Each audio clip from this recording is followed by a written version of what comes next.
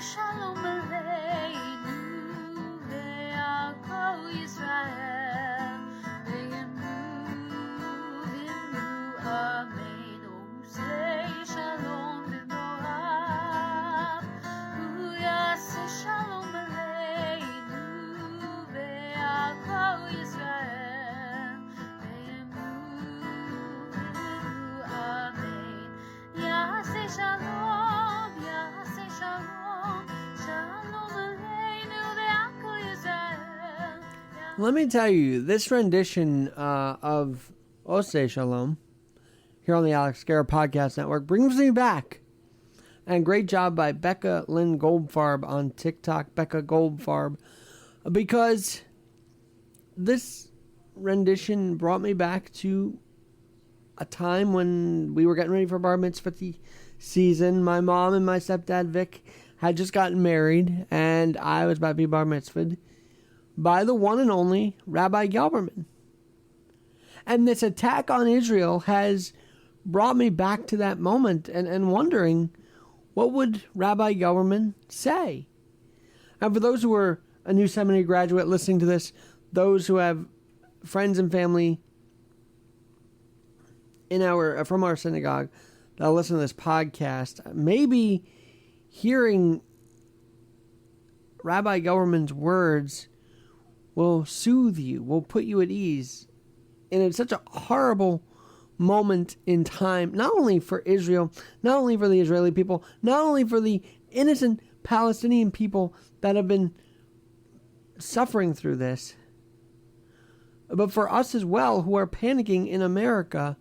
Maybe listening to Rabbi Gelberman for just a moment, this specific prayer we all say at our bar mitzvah and bat mitzvah, which is the Shema Yisrael Adonai Eloheinu. The Shema. He breaks it down perfectly on this video with one Mitchell Rabin. Take a listen to this. It takes only 6 words in the Bible.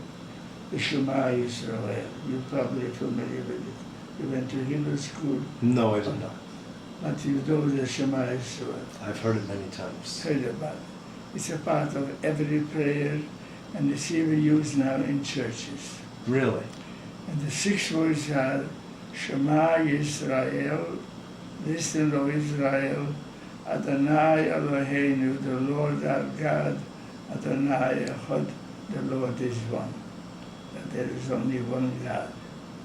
And the importance of that message is that we are all one family. Of course, you and I met before, and the people that are around here met before, but the important thing is that basically we are still all children of one father and mother, which is God, who is the father, and the mother, the Shekhinah, which is called the Shekhinah, the mother father. And we are all the feminine aspect of the feminine aspect, and we are all their children, and therefore the message to learn is, and therefore we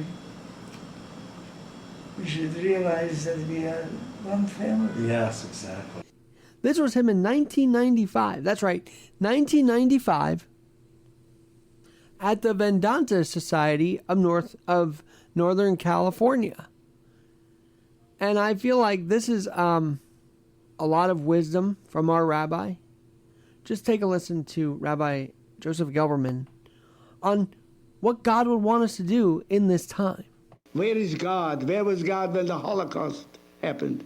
Where is God when we watch what's happening in Bosnia? Or where is God right here in this country? There's still millions of people who are suffering and go to sleep hungry. Where is God?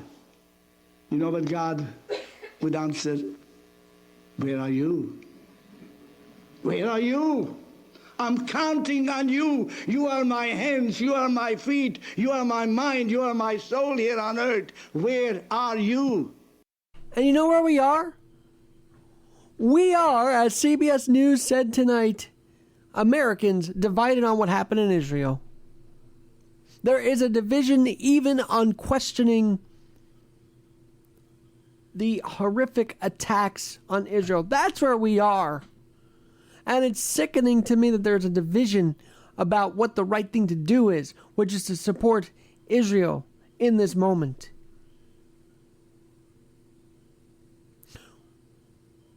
Pro-Palestine, pro-Israel, that we should all be anti-Hamas. That's what we should be. That's what our call to action should be. It's not whether we defend the Palestinian people, the innocent Palestinian people, and whether we defend Israel. The problem is people aren't equating these attacks to the Israeli people. They're just looking at the government and saying, the government had this coming. But what about the innocent people that are being slaughtered and held captive right now? Why isn't anybody saying, let's be anti-Hamas? Why isn't anybody talking like that? Why is the focus on the Israeli government instead of, and even, the idea, why is the focus on that instead of focusing on the people? Why can't a certain faction call it a terrorist attack? What's holding them back from doing so? What's holding them back from holding Hamas responsible for this? That's, I think, what God's wanting to know right now. What is it that's holding the pro-Palestinian side back from holding the Hamas accountable? Why are they automatically blaming the Israeli government for this? Instead of saying, okay, we support Israel, the people of Israel. We have issues with the government, but the people of Israel must be supported. Why isn't that message being rung through today on some channels? One other note, thanks to the NYPD for supporting the Jewish communities as they are outside almost every synagogue across the city. And thanks be to God of that. And when people often ask me, well, how can you be both Jewish and Christian?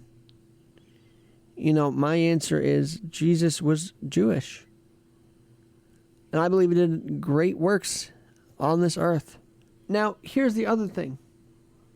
The rabbi went on in the speech to talk about different wisdoms, which I kind of remember from my times in synagogue listening to him over the years. Take a listen to this, again from 1995. And finally, the sanctity of wisdom. I differentiate three types of wisdom. Three types of wisdom. And they are called, you may call them the critical wisdom, compassionate wisdom, and divine wisdom. Critical wisdom, use with yourself. Be as critical as you want to. In addition, be kind too. But when it comes to the other, use compassionate wisdom. When it comes to God, if you want to understand the way of life, they use divine wisdom, which I explain only with one simple mantra. Hakol Baseder. All is in divine order. Can you say that with me? Hakol Baseder. All is in divine order. I don't understand. I don't even know why I'm here today. But I'm happy to be here. The kindness that Rabbi Gelberman exuded on my family and I will never be forgotten. The love, the care, the wisdom will never be forgotten as well. So let's have a prayerful, reflective night here. And thanks for listening as always.